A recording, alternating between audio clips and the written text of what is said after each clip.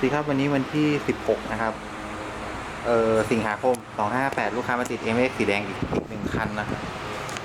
ติดตั้งเรียบร้อยแล้วเดี๋ยวเรามาสั่งสตาร์ทที่รีโมทให้ดูกดล็อกก่อนนะครับกดล็อกถ้ากดล็อก1ครั้งจะมีไฟ LED บอกด้วยนะครับโดนรถ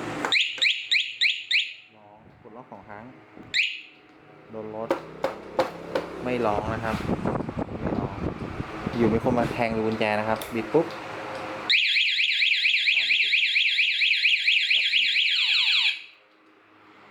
ก็กล่องขโมยจะแปะไว้ตรงนี้นะครับข้างถังน้ำมันถ้าลูกค้าอยากติดอีกด้านก็ได้ครับแล้วแต่นะเดี๋ยวสั่งตาที่หมวยดูก่อนโอเคครับ